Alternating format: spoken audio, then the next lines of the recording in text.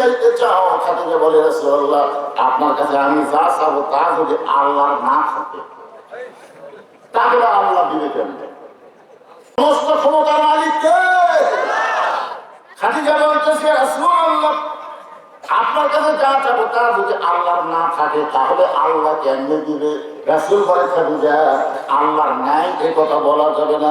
খাদিজা বলে, হুজুর, আল্লাহর বাপ নাই, আল্লাহর মা নাই, আল্লাহর বউ নাই, আল্লাহর সন্তান নাই। আপনার বলেন তো আল্লাহর বাপ আছে? এই কথা বল না কেন? আল্লাহর বাপ আছে? আমরা তো বলি সবকিছুর মালিক আল্লাহ। আল্লাহর কোন সন্তান আছে? যে সূরা পড়লে, যে ছোট্ট একটা সূরা পড়লে আল্লাহ খুশি হয়ে 10 পারা কোরআন পড়ার সওয়াব দেয়। আপনার বলেন যে সূরার নাম কি? ইখলাস। আমরা এখনই 10 পারা কোরআনের সওয়াব দেব। রাজি আছেন সবাই? আরো সবাই আমার সঙ্গে পড়েন, বিসমিল্লাহির রহমানির রহিম।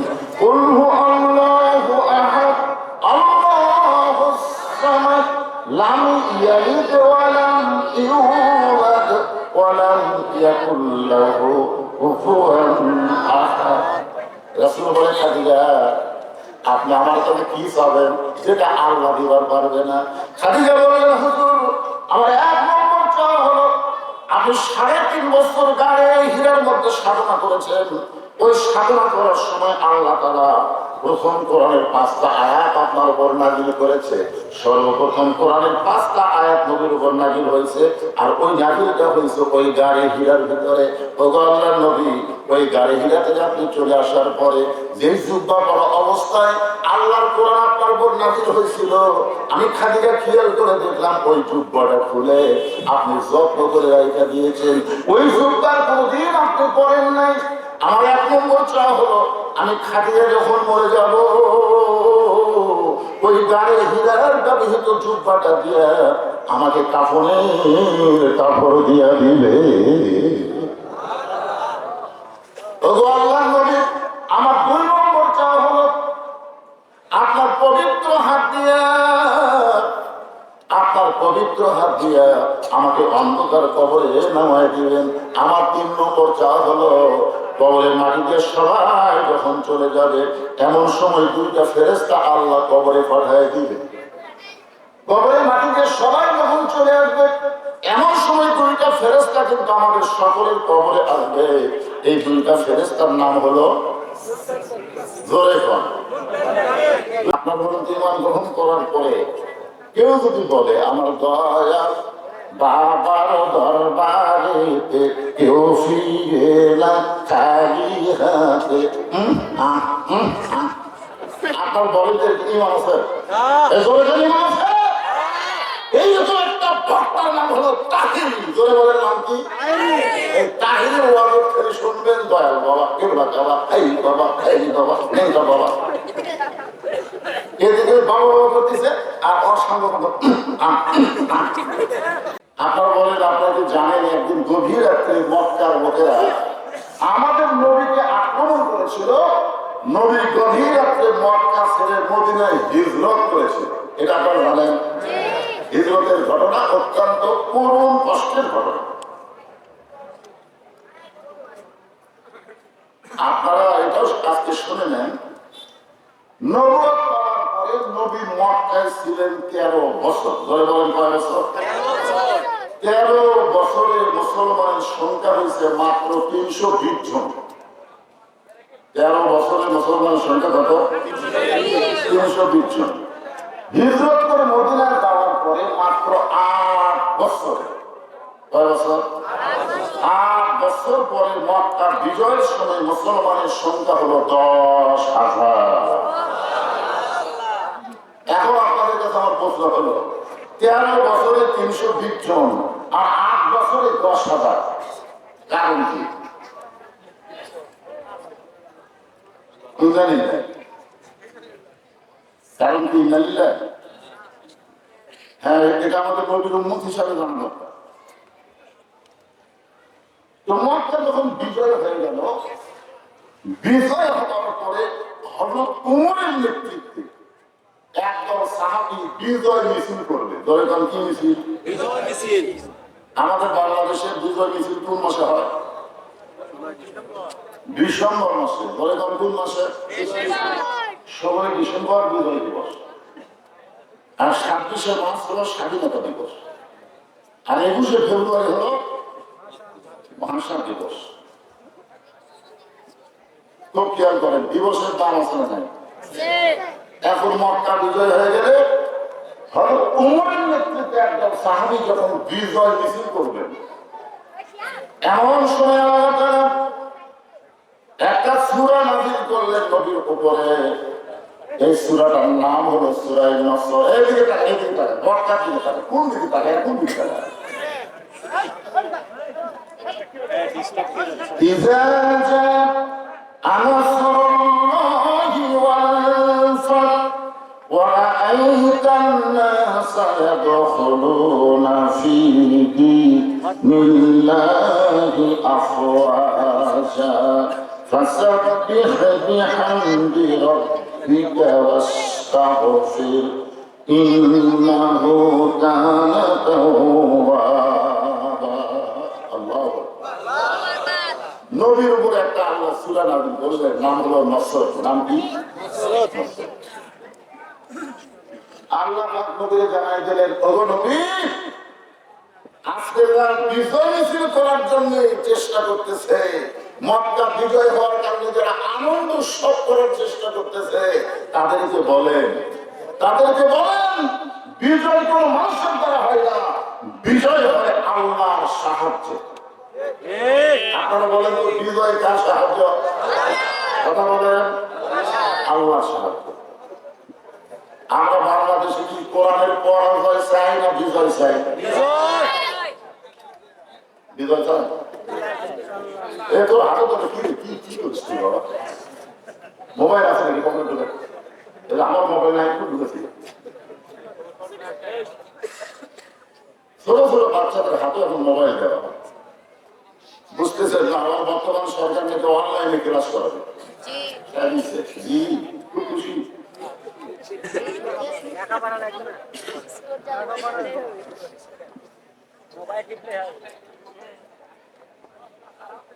এই সূরা যখন নাযিল হলো, তো হাজার, কত হাজার? 10,000। ধরে বলেন কত হাজার? আল্লাহ নাযিল করছে কার উপর? নবীর উপরে। এখন এত হাজার মুসলমান সাহাবীরা আনন্দ মিছিল করবে হযরত উমরের নেতৃত্বে। এখন আল্লাহ নবী কি করবেন? 2-4 জন হলে বলা যাইতো, কিন্তু 10,000 সাহাবীকে নবী কেমনে বলবেন যে বিজয় মানুষের দ্বারা হয় না, বিজয় হয় আল্লাহর সাহায্য। নবী কোন সাহাবীকে কিছুই বললেন না। মক্কার সবচাইতে বড় স্থান, যারা কাবা শরীফ তাওয়াফ করেছেন তারা জানেন। কাবা বলতেছেন সাহাবীরা, আমার খাদিজা বলতেছে, ও আল্লাহর নবী, কবরের মাটিতে সবাই যখন চলে যাবে, এমন সময় 2টা ফেরেশতা কবরের ভিতরে আসবে। 2টা ফেরেশতার নাম হলো মুনকির নাকির। ধরে বলেন নাম কি? ফেরেশতা আসিয়া যখন জিজ্ঞাসা করিবে, এই গান গাইলে গুনাহ হবে না, সবাই যারা না পারো ভাষাতে গুনগুন করো। ফেরেশতা আসিয়া যখন জিজ্ঞাসা করিবে, দিন কি তোমার মাবুদকে বা, তখন কি বলিবে? কি বলবে? আল্লাহ দিনে নাই রে মাবুদ। সবাই বলেন, আল্লাহ দিনে নাই রে মাবুদ। জবানে তাই বলো রে, বলো মুখে আল্লাহ রাসূল সবে বলো। খাদিজা বলতেছে, ইয়া রাসূলুল্লাহ, এই 3টা প্রশ্নের উত্তর আমি দিবার পারবো না। হুজুর, আমার পক্ষ থেকে আপনি একটু উত্তর দিয়ে দিবেন। এই 3টা সাওয়াল যদি আপনি পুরো করেন, তাহলে আমি খাদিজার আর কোনো টেনশন নাই। সঙ্গে সঙ্গে আল্লাহ নবী খাদিজার কপালে একটা চুমা দিয়ে বললেন, খাদিজা, ওই আল্লাহর শপথ করে বলতেছি, আমার আগে যদি আপনার মৃত্যু হয়, কথাটা গুরুত্ব দিয়ে শুনবেন। আল্লাহ রাসূল বললেন, ওই আল্লাহর শপথ করে বলতেছি, আমার আগে যদি আপনার মৃত্যু হয়, তাহলে আপনার 3টা চাওয়াই আমি পুরো করবো ইনশাআল্লাহ। এখন আপনারা বলেন, কে কখন মরবে? এটা আল্লাহর নবীও জোরে করে। আল্লাহ কি বলেন? যদি আমার আগে আপনার মৃত্যু হয়। এই কথাটা নবী বুঝাই দিলেন কে কখন মরবে। আল্লাহ রাসূল জানেন এর আগে একজন জানতো আর বলতো 41 সালের এখন আমাকে আল্লাহ 24 সালে সাইজ করছে। এখন যারা আমার ক্ষমতা সিলেট আছে এরা 47 সাল পর্যন্ত স্বপ্ন দেখতেছে। কথা কথা কম না ক্ষমতা সিলেট হয়ে যদি কেউ মনে করে কি বলি পাগলা, কিছুই না কিছুই। আসলে দুনিয়ার শব্দের অর্থ হলো কিছুই না। বলতো ছিল না হায়াত দুনিয়া বল আখিরাতু খায়রু আল্লাহ। এই সূরাটা যখন নবীর উপর আল্লাহ নাযিল করল, নবীর সমস্ত সাহাবীদের বিজয় মিছিল বন্ধ করার জন্য গোরস্থানের ভিতরে প্রবেশ করলে, আপনার বলেন তো কার ভিতর? আচ্ছা, নবী যদি গোরস্থানে প্রবেশ করে তখন সাহাবীদের উপরে ফরজ কি? আপনারা জানেন না কোরআনের আয়াত, মা আতাকুমুর রাসূলু ফাখুযুহু ওয়া মা নাহাকুম আনহু ফান্তাহু। নবী যেটা করবেন সেটাই করা আমাদের জন্য ফরজ। জোরে কথা ঠিক কি? এই কোরআন আল্লাহ বলেছেন, কুল হে রাসূল আপনি বলেন, ইন কুনতুম তুহিব্বুনাল্লাহ ফাত্তাবিউনি। কেউ যদি আমি আল্লাহকে পাওয়া চাই তাহলে আপনাকে অনুসরণ করা ছাড়া পাওয়ার কোনো উপায় নাই। আমার সঙ্গে সবাই একটু সুরে সুরে বলেন, উপায় নাই রে, উপায় নাই রে, উপায় নাই নবী বিনে আল্লাহ পাওয়ার উপায় নাই। আল্লাহ নবী যখন জান্নাতুল মাওয়া গোরস্থানের মধ্যে ঢুকলেন, প্রত্যেকটা সাহাবী আনন্দ মিছিল না করে, আনন্দ বিজয় মিছিল না করে, নবীকে অনুসরণ করে তারাও গোরস্থানের মধ্যে প্রবেশ করলে। আপনার বলেন তো, গোরস্থানের ভিতরে প্রবেশ করলে মানুষের সর্বপ্রথম কি মনে হয়? আপনারা জানেন না গোরস্থানের মধ্যে যাবেন না? যাবেন? এই ছোট বাচ্চা তোমরা যাবে না? কিসের দেবী? অনেক দাদা লাঠির জানাজাত কান দিচ্ছে, অনেক দাদাকে আমি দেখছি লাঠির কবরে মাটি দেওয়া। আপনার দেখেন না?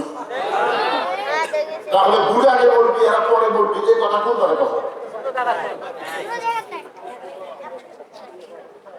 তো নবী যখন গোরস্থানের মধ্যে প্রবেশ করলেন, প্রত্যেকটা সাহাবী নবীকে অনুসরণ করে গোরস্থানের মধ্যে প্রবেশ করলেন। ওমর ফারুকের এই সময়ের দিকে তাকান, এইরকম মনটা, মক্কা বিজয় মিছিল করবো আর মিছিল বাদ দিয়ে নবী কোন জায়গায় আমাদের দুনিয়া ঢুকলো। গোরস্থানের মধ্যে ঢোকার সঙ্গে সঙ্গে ভিতরে সমস্ত আনন্দ মাটি হয়ে গেল। কি হয়ে গেল?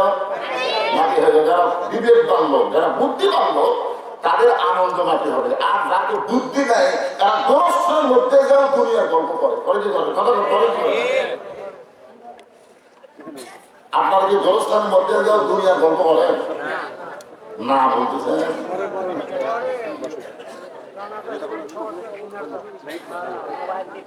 আল্লাহ নবী একটা কবরের পাশে দাঁড়ালেন। হাজার হাজার কবর জান্নাতুল মাওয়ার মধ্যে, কিন্তু নবী একটা কবরের পাশে দাঁড়ায়া ছোট বাচ্চার মতন কান্না শুরু করে দিলেন। নবী যখন কবরের পাশে দাঁড়ায় ছোট বাচ্চার মতন কান্না শুরু করে দিলেন, এমন সময় সাহাবারা বলতেছে, রাসূলুল্লাহ এইটা কার কবর যে কবরের পাশে দাঁড়ায় আপনি এমন করে কাঁদতেছেন? নবী যে কবরের পাশে দাঁড়ায় কাঁদতেছেন ওনাকে কেউ চিনে না, চিনে মাত্র 300 জন। ধরে তখন 50 জন। নবী যখন মক্কা থেকে মদিনায় হিজরত করেছে তখন নবীর সাহাবীর সংখ্যা কতজন ছিল? আর এখন কত? 10,000। তাহলে 10,000-এর মধ্যে 300 যদি মাইনাস করেন তাহলে 9,700 জন। এই 9,700 জন জানি না নবী কেন কবরের পাশে কাঁদতেছে। তাই তারা জিজ্ঞাসা করলেন, রাসূলুল্লাহ এই কবরের পাশে দাঁড়ায় আপনি এমন করে কাঁদতেছেন, হুজুর কান্দার কারণ কি? এই কবরে কে ঘুমায় আছে আমরা একটু শুনতে চাই। আল্লাহ রাসূল বললেন, যার কবরের পাশে দাঁড়ায় আমি কাঁদতেছি তিনি হলেন আমার দরদের বিবি খাদিজাতুল কুবরা। যতদিন মা খাদিজা জীবিত ছিলেন ততদিন আল্লাহ রাসূল দ্বিতীয় কোনো বিয়ে করেননি। তাহলে চিন্তা করে দেখেন, মা খাদিজা মাঝে মধ্যে নবীকে বলতেন যে 25 বছরের যুবক 40 বছরের বয়স্ক নারীকে বিয়ে করছেন, আমার সঙ্গে সংসার করতে গিয়ে আপনার যৌবন শেষ হয়ে যাবে, হুজুর আপনি আর একটা বিয়ে করেন। তখন আল্লাহ রাসূল একটা গান গাইতো গুনগুন করে, সেই গানটা আমি এখন এইভাবে করে আপনাদের শুনাইতেছি। শিশুকালে মইরা গেছে মা, গর্ভে থাকতে বসে পিতায় আমি চোখে দেখলাম না, কে করিবে লালন পালন, কে দিবে সান্ত্বনা, এই দুনিয়ার বড় এতিম ছিলাম একজনা। খাদিজা, আপনি শুধু আমার বিবি না, আপনি হলেন আমার দরদ। আমার মতো ইয়েতিমকে আপনি জায়গা দিয়েছেন আপনার কলিজায়। আপনি যতদিন দুনিয়াতে থাকবেন আমি ততদিন দ্বিতীয় কোনো বিবাহ করব না, কারণ মেয়েরা সব সহ্য করতে পারে, সতীন সইতে পারে না। কথা ঠিক না? বিশ্বাস যদি না হয় আপনার বইয়ের কাছে যায় একদিন ঘুরের গল্প করবেন, বিশ্বাস যদি না হয়। দুনিয়া বিয়ের গল্প না, দুনিয়াতে বিয়ের কোনো গল্পই না, কারণ বইয়ের কাছে ঘুরের গল্প করবেন, অসাইজটা দেখবেন কি হয়। আমি একদিন শুধু বলছিলাম আল্লাহ যখন জান্নাত দেয়, জান্নাতে হুর বলে, হুরের চোখ হবে এরকম, মুখ হবে এরকম, গায়ের রং এরকম, এরকম কিছু কথা বলছি দেখি বউ বগলের তলে গালিস না বাইরে যাচ্ছে। আমি বললাম কোথায় যাও, তো হুরু দিয়ে থাকে, আমার কি কথা। এটা মেয়েদের ভালো লক্ষণ, কারণ স্বামী ভাগ দেওয়ার চাই না, এরকম মেয়ে ভালো না খারাপ, অনেক ভালো, কিন্তু আমাদের গুলোর খবর আল্লাহ ভালোবাসে। অন্তরে যারা বসে আছে একটু মনোযোগ শুনবেন। সমস্ত সাহাবায়ে বললেন রাসূলুল্লাহ, আপনার দরদের বিবি খাদিজা সম্পর্কে আমরা একটু আপনার কাছে জানতে চাই, কারণ আমরা তো দেখি নাই, দেখেছে মাত্র 300 জন, দরকার কয়জন? আর 9700 জন। আমরা তো দরদের বিবি খাদিজারে দেখি নাই। হুজুর, সেই খাদিজা সম্পর্কে আমরা আপনার কাছে একটু জানতে চাই। আল্লাহ রাসূল বলেন খাদিজা, আল্লাহ রাসূল বললেন সাহাবীরা রে, তোমরা খাদিজার কি শুনতে চাও? তোমরা খাদিজার ব্যাপারে কি জানতে চাও? সাহাবীরা বললেন হুজুর আপনি যা বলবেন আমরা তাই জানতে চাই। আল্লাহ রাসূল বললেন তাহলে শোনো, খাদিজা দেখতে কেমন ছিল, খাদিজা কত ধনী ছিল, এগুলো কিছু আজকে আমি দোরস্থানে বলবো না। আজকে দোরস্থানে খাদিজার একটা আমলের কথা বলবো। সে আমলটা হলো আমার দরদের বিবি খাদিজার মৃত্যুকে সব সময় স্মরণ করত। আল্লাহ রাসূল বলেন সাহাবারা তাহলে শোনো, গভীর রাতে আমি নবী ঘুম থেকে চেতন পাইছি। চেতন পাওয়ার কারণ হলো খাদিজাতুল কুবরা আমার এই ডান হাতখানা বুকের মধ্যে নিয়ে ছোট বাচ্চার মতন কাঁদতেছে। আমি রাসূল বললাম খাদিজা এমন করে কেন কাঁদতেছেন? খাদিজা বলে রাসূলুল্লাহ আপনি ঘুমানোর পরে যখন আমি দোয়া করলাম, ঘুমের আগে একটা দোয়া আছে না নাই? আপনারা যখন ঘুমাতে যান ঘুমের আগে যে দোয়াটা আছে, কি দোয়া? সবাই যুবক তোমরা জানো, যারা মোবাইল চালাও তোমরা এই দোয়া জানো? যে সমস্ত যুবকেরা মোবাইলের গান শুনতে শুনতে অশ্লীল ভিডিও দেখতে দেখতে ঘুমায়, এরা এই দোয়া জানলে, এই দোয়ার মধ্যে কি বলা হচ্ছে?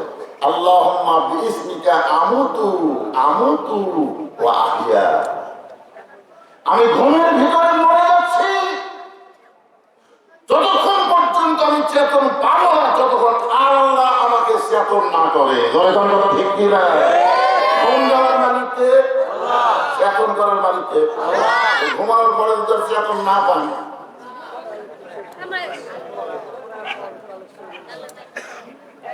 খাদিজাতুল কুবরা বলেন রাসূলুল্লাহ এই আমল শব্দ যখন উচ্চারণ করেছি তখন আমি দেখতে পাই আমার সামনে অন্ধকার একটা কবর, যে কবরের কোনো দরজা নাই, যে কবরের কোনো জানলা নাই, যে কবরের কোনো বাতি নাই, যে কবরের কোনো বিছানা নাই, যে কবরের কোনো সাথী নাই, আপনি বলেছেন সর্বশেষে যে ব্যক্তি কবরে যাবে এই দুনিয়ার 50,000 বছর কবরে থাকা লাগবে।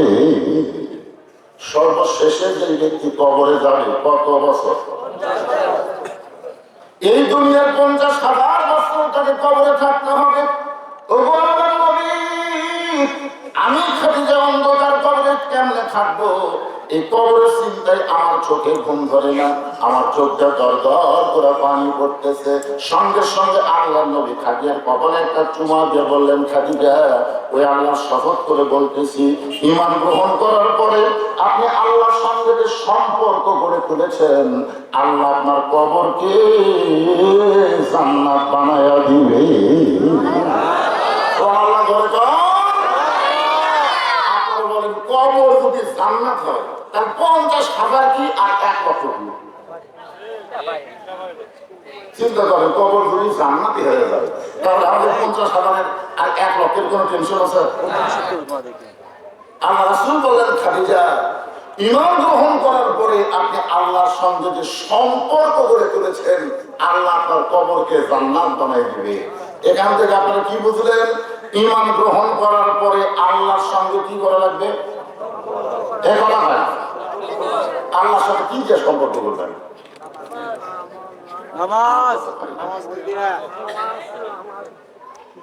ঈমান গ্রহণ করার পরে আল্লাহর সাথে সম্পর্ক করতে গেলে 1 নম্বর যে আমলটা লাগবে তার নাম হলো নামাজ। যেরকম তার নাম কি?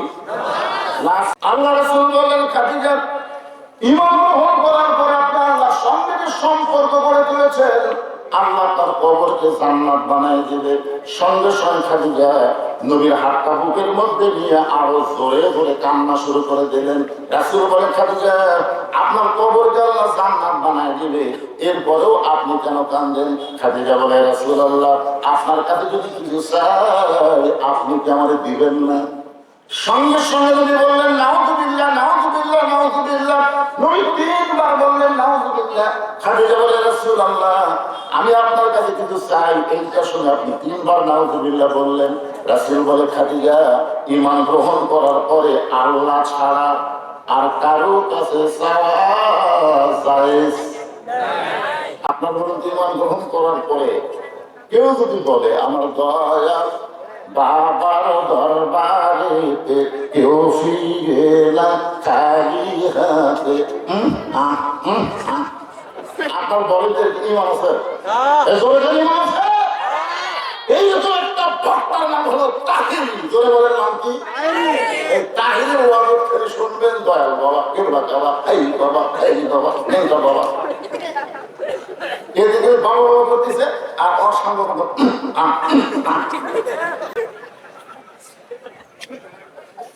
এই শালা তাহিরি আমার আমির হামজাকে দিয়ে সমালোচনা করে। জোরে জোরে কথা বলতে, আরে তাহিরি তোর ওয়াজ শুনে বোঝাই জানে তুই মুসলমান, তুই পুরা বেঈমান।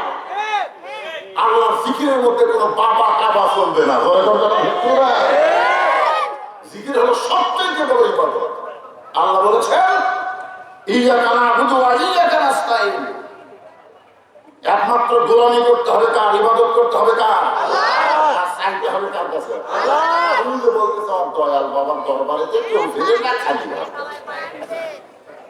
আল্লাহর নবীরে দিলাম, আল্লাহ আছে গায়ে রহইয়া, নবীর ধন খাজা নিয়া শুয়া আছে আজমিরে, কেউ ফিরে না খালি হাতে, খাজারে তোর দরবারেতে।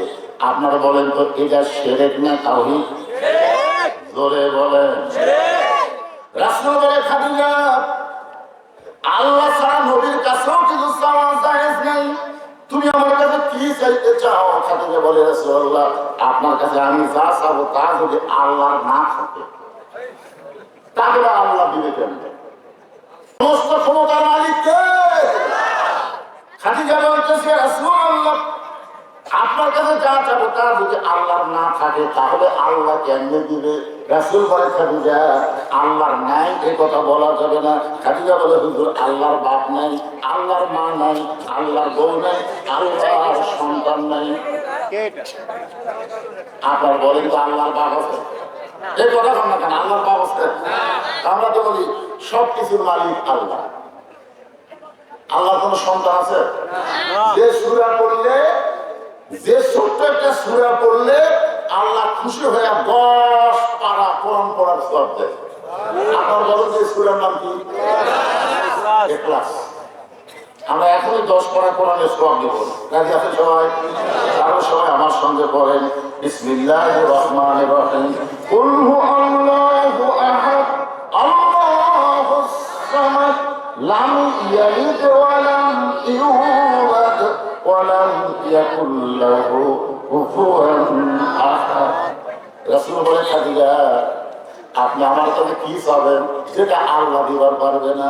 খাদিজা বললেন হুজুর আমার এক নম্বর চাওয়া হলো আপনি 3.5 বছর গায়ে হীরার মধ্যে সাধনা করেছেন।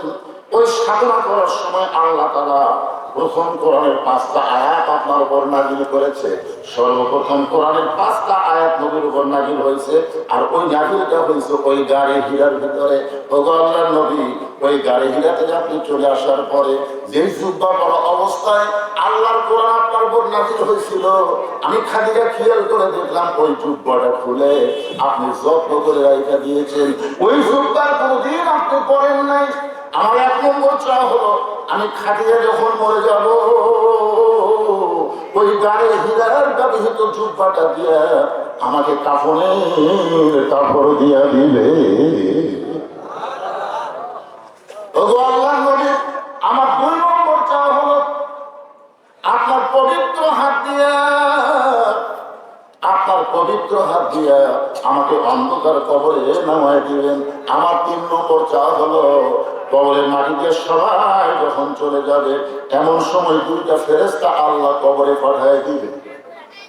কবরের মাটিতে সবাই যখন চলে আসবে এমন সময় 2টা ফেরেশতা কিন্তু আমাদের সকলের কবরে আসবে।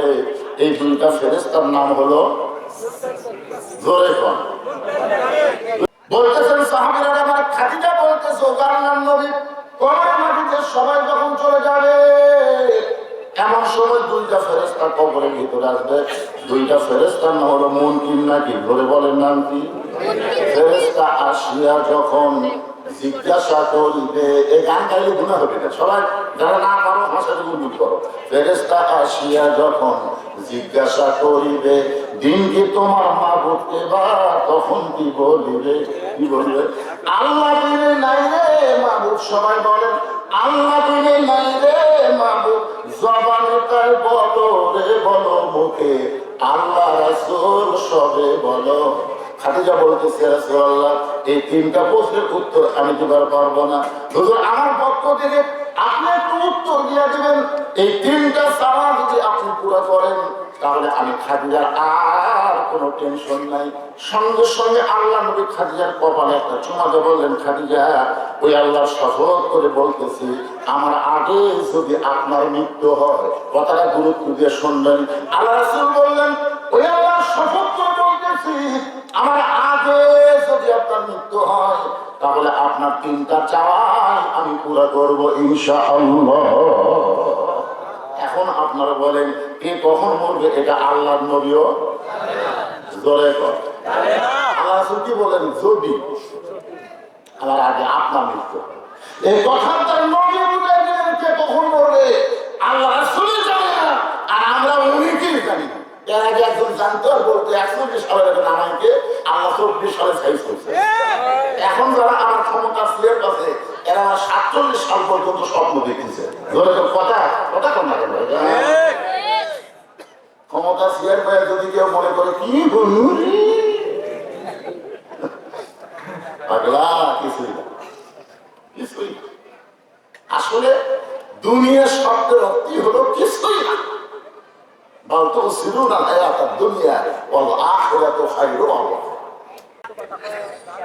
খাদিজার করতে যে আল্লাহ নবীকে 4টা মেয়ে দিতে, শুধু 4টা মেয়ে যায়নি পাগলা, আল্লাহ নবীকে 4টা ছেলেও দিয়েছিল। 4টা ছেলে সব মারা গেছে, 4টা মেয়ে ছিল। খাদিজার পেট থেকে যে বড় মেয়ে হয়েছে তার নাম হলো জয়নাব, তারপরে যে মেয়েটা হয়েছে তার নাম হলো রোকেয়া, তারপরে যে মেয়েটা হয়েছে তার নাম হলো কুলসুমা, আর সর্বশেষে যে মেয়েটা হয়েছে তার নাম হলো ফাতেমাতুজ জোহরা। নবী তাকে দেখে 4টা মেয়েই কাঁদতেছে, কিন্তু 3টা মেয়ের কান্না সাইজ ভিন্ন।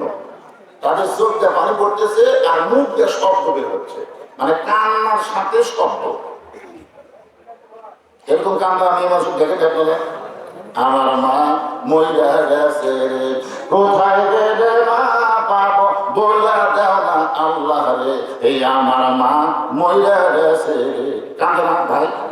আমার এলাকা দেখছি এক মেয়ে এসে কান্দতেছে, আমার বাবা মইরা গেছে, মরার আগে খাট দিবার ছিল, এখন সেই খাট আমার দিবে কে, আমার বাবা মইরা গেছে। মানে লাশের কাছে কান দিচ্ছে, নাকি থামাচ্ছেন বলতেছে খাট দেওয়ার কাছে সেই খাট গুলিতে। তখন বড় ভাই তো বলতেছে আর কান্দিস না, যে খাট বাবা দিবার চাইছিল সেই খাট আমি কিনা দেবো। ওই সাথে সাথে কান্না বন্ধ করছে। কিছুক্ষণ পরে শয়তান বলতেছে খাট না হয় বড় ভাই দূরে চলে, কিন্তু খাটের তোষক ফেলে দিয়েছে। তখন আবার শুরু করছে, বাবা যে খাট দিবার চাইছিল বড় ভাই সেই খাট দিবে, এখন তোষক দিদিকে আমার বাবা মইরা গেছে। তখন ছোট ভাইসে বলতেছে কান্দিস না, কাঁদলি ওই তোষক খানিক নেবে। তখন মেয়েটা সাইডে দেওয়া বলতেছে মানুষ বুড়া হলে তো মরবি। এরকম কিছু মেয়ে মানুষ আছে না নাই, কান্দে আর কান্দে কান্দে। আল্লাহ রাসূল তাকে দেখে 3টা মেয়ে কাঁদতেছে, কান্নার শব্দ শোনা যায়, কিন্তু আর একটা মেয়ে দিয়ে তাকায় দেখে কান্দে, কিন্তু কান্নার কোনো শব্দ নেই। 2 চোখে পানি দর দর করে গাল বয়ে পড়তেছে। ওই মেয়েটার নাম হলো ফাতেমা। রাসূল ফাতেমাকে ঘরের মধ্যে ডাকতে বললেন, ফাতেমা তুমি একটু ঘরের মধ্যে আসো। ফাতেমা কাঁদতে কাঁদতে যখন ঘরের ভিতরে যায়, আল্লাহ নবী বলেন, ফাতেমা রে তোমাদের মা দুনিয়া থেকে বিদায় নিয়েছে। ওগো ফাতেমা তুমি কি জানো তোমার মা বিদায় দেওয়ার আগে আমাদের 2টা ওসিয়ত করে গেছে, ওসিয়ত পালন করা হলো ওয়াজিব। তোমার মা ওসিয়ত করেছে তোমার মাকে তুমি গোসল করাতে হবে, তোমার মাকে তুমি কাফন পরাতে হবে। ফাতেমা বললেন, বাবা আমার আরো 3টা বোন আছে, তাদেরকে সঙ্গে নিয়ে কি মা গোসল করাতে পারবো না, তাদের সঙ্গে নিয়ে কি মাকে কাফনের কাপড় পরাতে পারবো না। আল্লাহ রাসূল বললেন, ফাতেমা তোমার মা শুধু তোমার ব্যাপারে ওসিয়ত করেছে, অন্য কাউকে সঙ্গে নেওয়া যাবে না। এখান থেকে আপনারা খেয়াল করবেন, ওসিয়ত পালন করা। তাহলে খাদিজা যদি ওসিয়ত করতে পারে, আপনারা ওসিয়ত করবেন। আল্লাহ রাসূল বলে, খাদিজা আপনার কি হলো, আপনি ঘুম থেকে উঠে আমার হাত বুকের মধ্যে হাসতেছেন কেন? খাদিজা বলে, হুজুর আপনি আমার ছোট মেয়ে ফাতেমাকে চেনেন? আল্লাহ রাসূলকে খাদিজা বলতেছে, ওগো আল্লাহর নবী আমার ছোট মেয়ে ফাতেমাকে আপনি চেনেন? রাসূল বলতেছে, আমি হলাম বাবা, আপনি হলেন মা, এ চিনবো না কেন? এইটা কেমন কথা? খাদিজা বলে, হুজুর আপনি বাবা হয়েছেন, শুধু জানতে পারবেন চিনতে পারবেন না, কারণ কোন সন্তান কেমন এটা বাবা জানে না, এটা জানে তার মা। বাবা জানে কিন্তু চিনবি না। আজকে যে ছেলে কোরআনের মাহফিলের সামনে বসে আছে, আর যে ছেলে রাস্তায় ঘুরতেছে কোরআনের মাহফিল আসতেছে না, অনেকগুলো ছেলে ওরা শুনতে শুনতে উঠে ফেলে যাচ্ছে, আর অনেকগুলো ছেলে রাস্তা থেকে এসে কোরআনের মাহফিলে বসতেছে। এটা কেন হচ্ছে এরকম? এটা বাপের কারণে নয়, এটা হলো মায়ের কারণে। বাবা আনন্দে মাতিয়া সাগরে ভাসাইয়া সেই যে চইলা যায় খবর লয় না, মাজন ধরিয়ায় উদরে কতই যত্ন করে, ধরিয়ায় উদরে কতই যত্ন করে, 10 মাস পরে পায় প্রসবে বেদনা, এমন দরদি ভবে কেউ হবে না আমার মা গো। মা পেটে নিয়ে যদি নামাজ পড়ে 4 মাসের বাচ্চা, এদিকে শোনেন কি মন কোন দিকে 4 মাসের বাচ্চা পেটে নিয়ে মা রুকু থেকে সেজদায় গেছে, পেটের মধ্যে বাচ্চা একটু চাপ খাচ্ছে। ফেরেশতারা বলতেছে, আল্লাহ দেখো তোমার বান্দি রুকু থেকে সেজদায় যাওয়ার কারণে পেটের মধ্যে বাচ্চা চাপ খেলো, বাচ্চা কি কষ্ট হয় না? আল্লাহ বলে, ফেরেশতা সাক্ষী থাক, যে মা পেটে বাচ্চা নিয়ে নামাজ পড়তেছে ওই মা শুধু নিজে নামাজ পড়তেছে না, পেটের বাচ্চাকেও নামাজি বানায় দিচ্ছে। এই যে রমজান মাসে হোটেলের জন্য কালো পর্দা দিয়ে ভিতরে তারা খায়, এরা কোন মাল?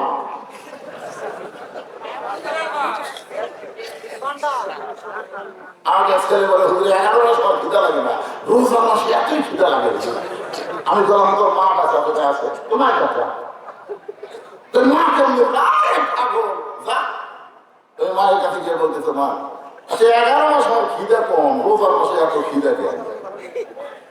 মা বলতেছে, এই কথা তো কে বলো না, কে বলো না, আমি নিজেই বুঝতেছি। অন্য মাসে আমার এত খিদা লাগে না, রোজার মাসে খিদে। মা বলতেছে, সর্বনাশ করছে তোর দেখি। আমি যখন রোজার মাসে তুই আমার পেটে ছিলি, তোর দাদি এসে আমাকে বলতেছে, বৌমা খবরদার রোজা থাকতে পারবে না, তুমি রোজা থাকলে পেটের বাচ্চা শুকে যাবে, তুই কি তাজা খাওয়ার করবি?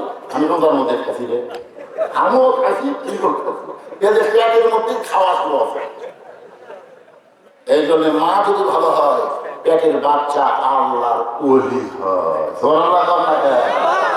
নেপোলিয়ন বলছে, একজন খ্রিস্টান, তোমরা ভালো একটা সন্তান চাইলে ভালো একটা মায়ের দরকার।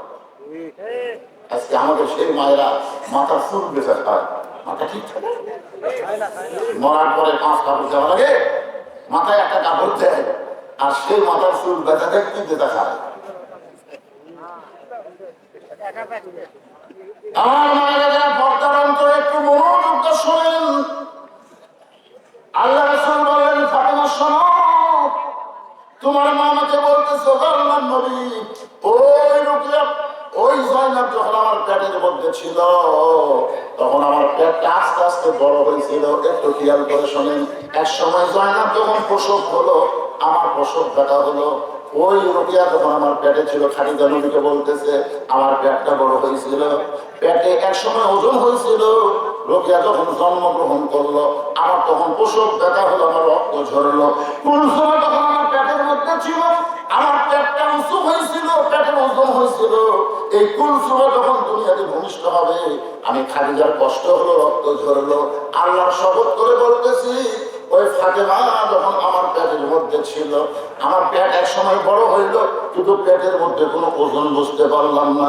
যেদিন ফাতেমা দুনিয়াতে ভূমিষ্ঠ হইল, আমার কোনো কষ্ট নেই, তাকে দেখি ফাতেমা ভূমিষ্ঠ হওয়ার সময় তার 2টা কচি হাত দিয়া তার ইজ্জত পর্যন্ত ঢেকে দুনিয়াতে জন্ম নিল।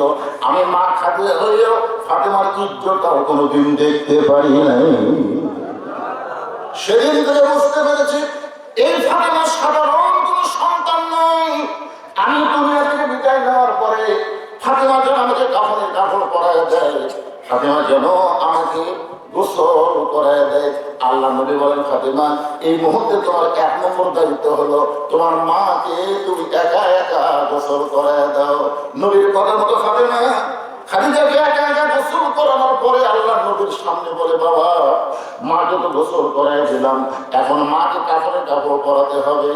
আল্লাহ রাসূল আস্তে আস্তে ওই জুব্বাখানার কাছে গেলেন, ওই জুব্বাখানা বের করে জুব্বাখানায় একটা চুমু দিয়ে ফাতেমার হাতের কাছে নিয়ে বলতেছেন, মা এই জুব্বাটাই তোমার মাকে কাফনের কাপড় পরাতে হবে।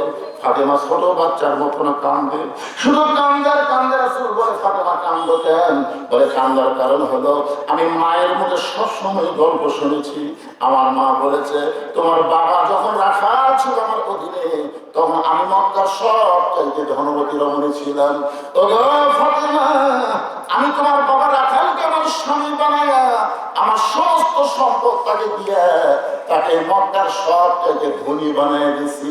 ফাতেমা কান্দের বলে, বাবা আমার সেই মা মক্কার সব চাইতে ধনবতী রমণী ছিল, আজকে সেই মা দুনিয়া থেকে বিদায় নিল। মক্কার দোকানে নতুন কোনো কাপড় নেই, নতুন কোনো কাপড় না দিয়া এই পুরাতন জুব্বা আমার মাকে আপনি কাপড়ের কাপড় দিচ্ছেন। মরে যাওয়ার সঙ্গে সঙ্গেই আমার মাকে আপনি ভুলে গেলেন। রাসূল কান্দার বলে, ফাতেমা রে এই জুব্বা জুব্বা আমি তোমার মাকে দিচ্ছি না, বরং তোমার মা আমার কাছে চেয়েছে। ফাতেমা চলতে বলে বাবা, তাহলে জুব্বার মধ্যে এমন কি মাহাত্ম আছে যার কারণে আমার মা তোমার কাছে কাপড়ের কাপড় হিসেবে চাইছে? রাসূল বলে, ফাতেমা এই জুব্বা সাধারণ কোন জুব্বা নয় মা, এই জুব্বার সঙ্গে আল্লাহর কোরআনের সম্পর্ক রয়েছে। এই জুব্বা সাধারণ কোন জুব্বা নয়, এই জুব্বার সঙ্গে আল্লাহর কোরআনের সম্পর্ক রয়েছে।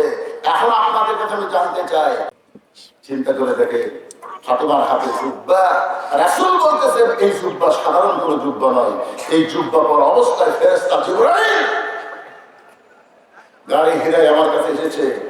কোরআনের 5টা আয়াত, এরপর ইসমি রাব্বিকাল লাযী সালা থেকে 5টা আয়াত আল্লাহ তাআলা এই জুব্বা পরা অবস্থায় আমার উপর নাযিল করেছে। আর সেই জুব্বাটা তোমার মাকে কাফনের কাপড় তোমার মা আমার কাছে চেয়েছে। বলে করে সুবহানাল্লাহ।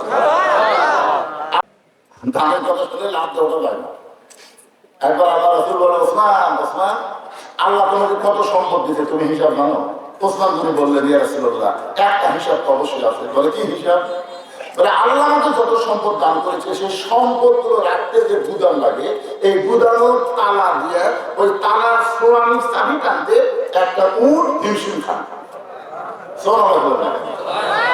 মানে কি কি টানতে তালা দেয় না, সেটা নাম কি? চাবি সোনালি, এই সোনালি টানতে একটা উট হিমশিম খান। আল্লাহ রাসূল বলে, ওসমান এত সম্পদ আল্লাহ তোমাকে দিচ্ছে, যদি আল্লাহ ফেরত চায় তুমি কি করবা? সঙ্গে সঙ্গে ওসমান গনি মারছে দৌড়। সাহাবারা বলতে হুজুর দেখছেন দেখছেন কি দৌড় দিল? আপনি যে বলছেন আল্লাহ যদি ফেরত চায়, ওসমান জিহারে দৌড় দিল। রাসূল বললেন, আমি শুরু বিন্দুবিল্লাহ, তোমরা দেখোনি আমি দেখছি, কিছুক্ষণ ধৈর্য ধরো। কিছুক্ষণ পর ওসমান গনি ওই চাবি বহনকারী উটটা নিয়ে এসে নবীর সামনে বলতেছে, ইয়া রাসূলুল্লাহ শুধু গুদাম না, গুদামের সমস্ত মাল না, তালা না, ওই তালা চাবি, এই চাবি বহনকারী উটটা সহ আমি সব আল্লাহ দিয়ে দিলাম। রাসূল বলে, ওসমান সবই যদি আল্লাহ দেও তো তোমার কি? ওসমান গনি বলে, হুজুর আপনি যখন পাগল হাসেন, সবাই বলেন কথা বলেন। এমন সময় হাসান হোসেন দুই ভাই নবীর কোল থেকে লাফ দিয়ে উঠছে। উঠে এবার হোসেন হাসানকে বলতেছে, ভাইজান আমাদের নানা আমাদের মা গরিব বলে আমাদের নবীর মেয়ে এইটা নানা ভুলে গেছে। দেখো ভাই তিনবার 3টা মেয়ের নাম করো, কিন্তু আমাদের মা গরিব বলে আমাদের মাকে মেয়ে বলে স্বীকার করে না। চলো ভাই আমরা দুইজন এই অহংকারী মানুষের সঙ্গে আর নাই। এই কথা বলে হাসান হোসেন যখন কান্দতে কান্দতে যাওয়ার চায়, আল্লাহ রাসূল দুইজনের হাত ধরে হাসকা কান দিয়া কোলের মধ্যে নিয়ে কবরে চুমুতে বললেন, ভাইজান তোদের মা যেমন তোদের মা হয়, ফাতেমা তেমন আমার মেয়ে না, আমার মা। সমস্ত সাহাবীরা বলে, ইয়া রাসূলুল্লাহ আমার সবাই জানি ফাতেমা হলো আপনার মেয়ে, সেই ফাতেমা আপনার মা কেমনে হলো আমরা কি শুনবো না? রাসূল বলেন, তাহলে শোনো, ওই তায়েফের ময়দান থেকে রক্তমাখা শরীর নিয়ে আমি যখন মক্কার দিকে রওনা দিলাম, তোমরা কি জানো সাহাবী, ওই বছরে আমার দরদের চাচা আবু তালেব দুনিয়া থেকে বিদায় নিয়েছে। ওই বছরে আমার দরদের দিকে খাদিজা দুনিয়া থেকে বিদায় নিয়েছে। দুইটা কষ্টের পরে নবী তায়েফে গেলেন, তায়েফ বসে এত পাথর মারল, ওই রক্তমাখা শরীর নিয়ে নবী যখন মক্কায় ফিরে আসলেন, নবীর 3টা মেয়ে ঘরের মধ্যে ঢুকে বলতেছেন, বাবা তায়েফ পাশে ভালো না বাবা, এত পাথর আপনাকে মারলো, এই কষ্ট আপনি কেমনে সহ্য করবেন? আল্লাহ রাসূল বলে, সাহাবী 3টা মেয়ের মতো কথা বলে যখন ঘর থেকে বাইরে যায়, এমন সময় আমার কলিজার টুকরা ছোট মেয়ে ফাতেমা ঘরের মধ্যে ঢুকে দরজা বন্ধ করে দেয়। রাসূল বলে, ফাতেমা দরজা কেন বন্ধ করলি মা? ফাতেমা বলতেছে, বাবা আপনার মুখে শুনেছি নমরুদের চূড়ার আগুন ইব্রাহিম নবীর জন্য আল্লাহ শান্তির বাগান বানায় দেয়, মুসা নবীর জন্য আল্লাহ সাগরকে রাস্তা বানায় দেয়, আর এই বছরে আমার বাবার চাচা দুনিয়া থেকে চলে গেছে, এই বছরে আমার বাবার দরদের বিবি খাদিজা আমার মা দুনিয়া থেকে চলে গেছে। ওগো বাবা আপনি তাইফে যে আল্লাহর কলেমার দাওয়াত দিবার গেলেন, আপনি তো নিজের ভোট চাইতে যান নাই, নিজের কোন সম্মান চাইতে যান নাই, আপনি আল্লাহর কলেমার দাওয়াত দিবার গেলেন। ইব্রাহিম নবীর জন্য নমরুদের চূড়া যদি শান্তির বাগান হয়ে যায়, মুসা নবীর জন্য আল্লাহ যদি সাগরকে রাস্তা বানায় দেয়, তাহলে আমার বাবার জন্য তাইফের পাথরকে আল্লাহ চূড়া বানাবার পারলো না। আমার বাবার জন্য আল্লাহ তাইফের পাথরকে চূড়া বানাবার পারলো না। আজকে পাথরগুলো যদি তুলা হইতো, আমার বাবার শরীরে লাগতো, কিন্তু রক্ত ঝরতো না। আমার বাবার দুনিয়াতে কেউ নাই, এমনকি আরশের আল্লাহ পর্যন্ত আমার বাবার পক্ষে না। এই কথা বলে ফাতেমা রাগ করে যখন দরজা খুলে বের হয়ে যায়, রাসূল বলেন, সাহাবীরা রে, আমি লক্ষ্য করে দেখি উঠানের উনানে ফাতেমা পানি গরম করতেছে আর জয়তুনের তেল গরম করতেছে। পানি আর জয়তুনের তেল গরম করে ফাতেমা ঘরের মধ্যে ঢুকে দরজা বন্ধ করে আমাকে তার রাতের উপরে শুয়ে নিয়ে আমার শরীর থেকে রক্ত মাখা জুব্বা করে যত জায়গায় তাইফ বাসী পাথর মারছিল, ওই গরম পানির মধ্যে নরম কাপড় চুবড়ায়া চুবড়ায়া আমার গোটা দেহ পরিষ্কার করার পরে ওই ফাতেমার নরম আঙ্গুলের মধ্যে ওই গরম জয়তুনের তেল নিয়ে আমার ক্ষতস্থানে যখন মালিশ করে দেয়, আমি নবী একজন মানুষ রে, তোমরা শোনো, আমি নবী একজন মানুষ। তখন যারা ফাতেমার রাতকে বাড়ি বানায় ঘুমায় গেছি, ওই ঘুমের ঘরে স্বপ্নে দেখি আমার মা আমিনা আমার শিওরের পাশে দাঁড়ায় কাঁদতেছে। এত বছর পর আমার মাকে খাইয়া আমি খুশি হয়ে বললাম, মা আইসেন যখন আর আমি যাইতে দিব না। আমি স্বপ্নকে বাস্তব মনে করে আমার মা আমিনার হাতটা যখন মা বলে চাইটা ধরছি, এমন সময় ফাতেমা আমার কপালে চুমা খায়। ফাতেমার চোখের পানি আমার চোখের মধ্যে ঢুকেছে। এত পায় ফিরে ফাতেমা, এখনো তুই কেন কাঁদতেছিস? ফাতেমা বলে, বাবা আমি কান্দি না, আপনি আমাকে কান্দান। রাসূল বলে, তোরে কেমনে কান্দালাম মা? ফাতেমা বলে, বাবা আপনি মনে হয় ঘুমের ঘরে স্বপ্ন দেখেছেন, স্বপ্নে মা বলে আমার হাতটা চাইবা ধরছেন, এখনো পর্যন্ত আপনি হাতটা ছাড়েন নাই। রাসূল বলেন, ফাতেমা স্বপ্নে মা বলে যদি তোর হাতটা চাইবা ধরে, তাহলে তুই শোনে নে, তুই শুধু আমার মেয়ে না, তোর কলিজা ভরা দরদ আমার মা আমিনা। আল্লাহ রাসূল ফাতেমাকে নিজের মায়ের মতো সম্মান করতে, এত ভালোবাসতেন, যার কারণে নবীর পিছনে পিছনে ফাতেমা সামনে সামনে হাঁটতেছে। যে ঘরে খাদিজা শুয়ে আছে, দুনিয়া থেকে সেই বিদায় নিয়ে ফাতেমা তাকে গোসল করায় দিছে।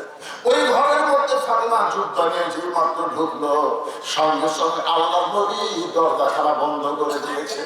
নবী দরজা বন্ধ করে দিয়েছে, ফাতেমা ঘরের মধ্যে ঢুকে কিছুক্ষণ পরে আল্লাহ নবীর মেয়ে ফাতেমা দরজা খুলে বের হচ্ছে। নবী তাকে দেখে ফাতেমা মুস্কি মুস্কি হাসতেছে।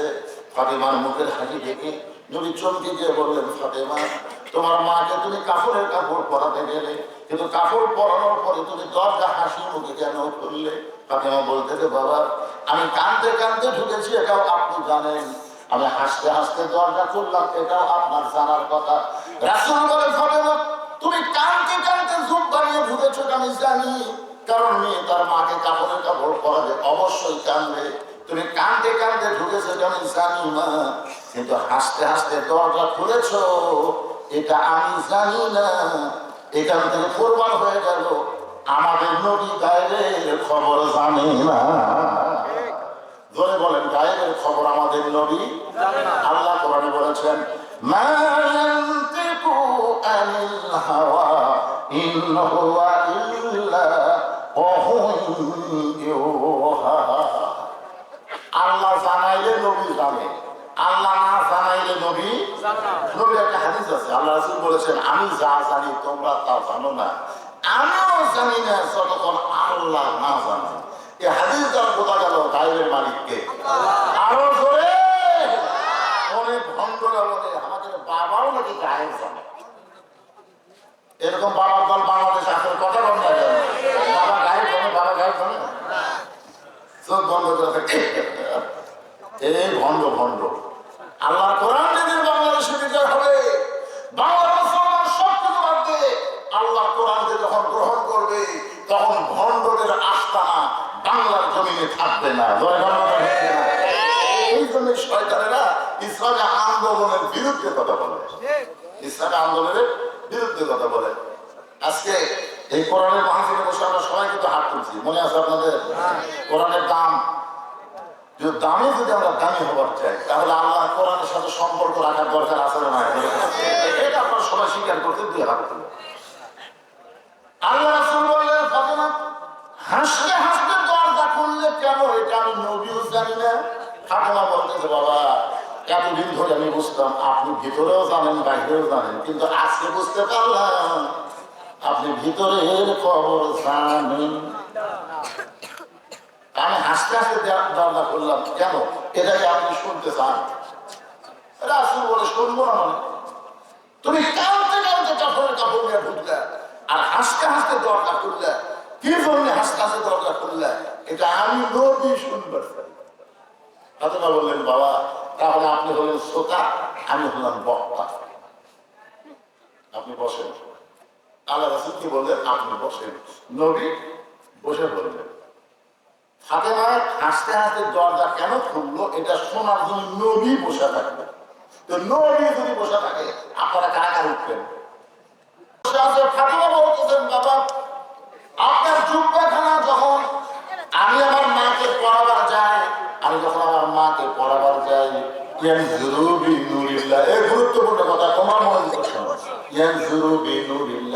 ফাতেমা বলতেছে, আমি আপনার জুব্বা পড়ানোর সময় আমার মার দিকে নজর করে দেখি আমার মায়ের শরীরে আল্লাহ জান্নাতের পোশাক পরাইয়া দিছে। সঙ্গে সঙ্গে আল্লাহ নবী বসে থেকে মাটির উপরে হাত দিয়ে এত জোরে কান্না শুরু করে দিলেন। ফাতেমা চমকে গেল, বাবা আমি মনে করেছিলাম আমার মাকে জান্নাতের পোশাক পরানোর কথা শুনে আপনি আনন্দ করবেন, কিন্তু কাঁদতেছেন কেন? রাসূল বলে, ফাতেমা এই কান্না কোনো দুঃখের কান্না নয় মা, এই কান্না হলো আমার জীবনের সবচাইতে আনন্দের কান্না। তুমি জানো না ফাতেমা, আল্লাহ যখন আমাকে নবুয়ত দিল সর্বপ্রথম কে নবী বলে স্বীকার করবে?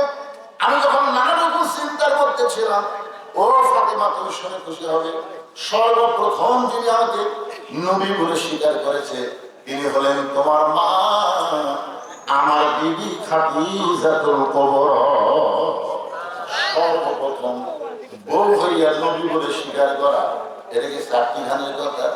নিজের বউ কিন্তু আমি তিনটা কথা অনেক মাহফিলে বলি, দেখবেন বড় বড় ডাক্তার যারা তাদের বইয়ের বাচ্চা স্বীকার করা লাগে না, দেখবেন মৌলানার বাড়ি কোনোদিন মিলার লাগে না, আর পীরের বউ কোনোদিন মরিদ হয় না। কারণ প্রত্যেকটা পীরের বউ জানে আমার পীর মাঝে মধ্যে মরিদের বইয়ের দিকে চোখ মারে, ওই লুচ্চার হাতে মরিদ দিয়ে হবে। আমার মতন বক্তাকে কোনো বউ কিন্তু সহজে হুজুর মানে না, কারণ জানে হুজুর হওয়া বড় কঠিন। কিন্তু সর্বপ্রথম আমাদের নবীকে যিনি নবী বলে স্বীকার করেছেন তিনি হলেন নবীর বিবি।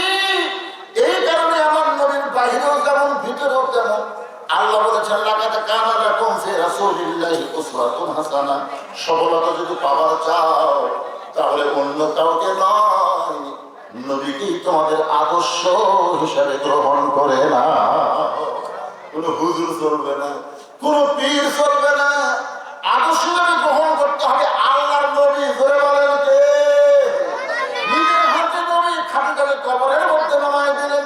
কবরে নামায় যাওয়ার পরে সবাই যখন কবর ছেড়ে চলে যায়, আল্লাহ নবী খাদিজার কবর ছাড়েন না।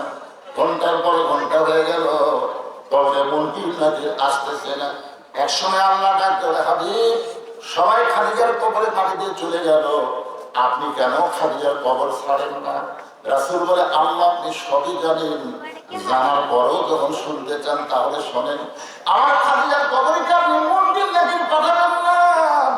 খাদিজার কবরের প্রশ্নের উত্তর দিবার পারবে না। আমি নবী তার পক্ষে উত্তর দেওয়ার জন্য কবরের পাশে দাঁড়ায় আছি।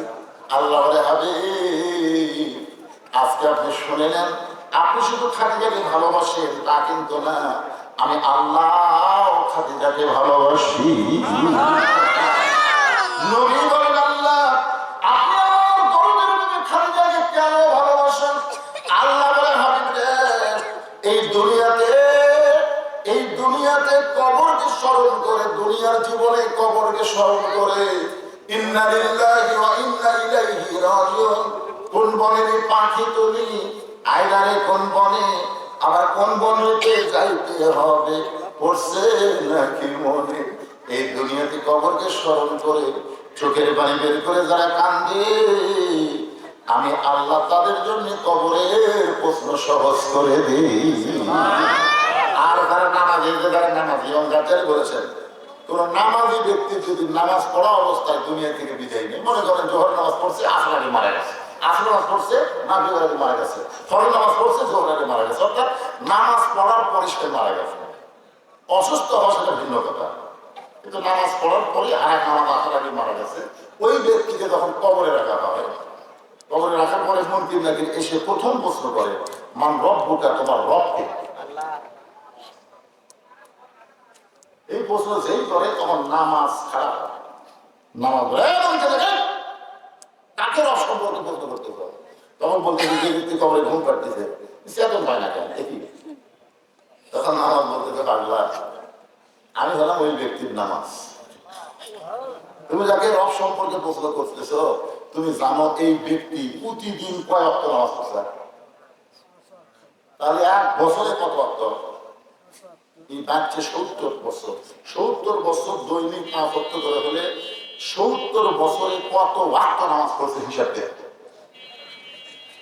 বলতে লাগে ভাই আমাকে তো ক্যালকুলেটর নাই, আচ্ছা তাহলে এটা তো ওয়াক্তের কথা বললাম, 5 ওয়াক্ত হলো 70 রাকাত ফরজ, তাহলে 70 বছরে 17 গুণে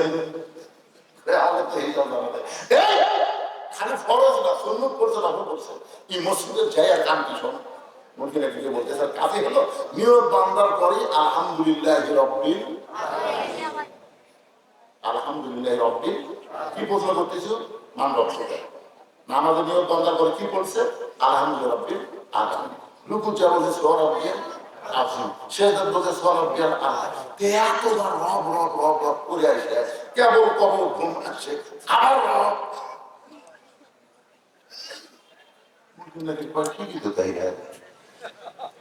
যে লোক দুনিয়াতে এতবার রব রব করে কেবল কবর ঘুমাচ্ছে আবার রব। আল্লাহ আল্লাহকে কি হয়েছে বলে তোমার বান্দাকে মান রব্বুকা প্রশ্ন করার পরে নামাজ যে হিসাব দেওয়া শুরু করছে, নামাজ যে খাতা করছে, আল্লাহ বলতে পারলা যে নামাজ নিয়ে কবরে যাচ্ছে তার শুধু রব নয় তার সব উত্তর আমি আল্লাহ দিয়ে দিলাম। এই জন্য সময় থাকতে সচেতন, যে কোনো সময় আমাদের মৃত্যু হবে, যে কোনো সময়।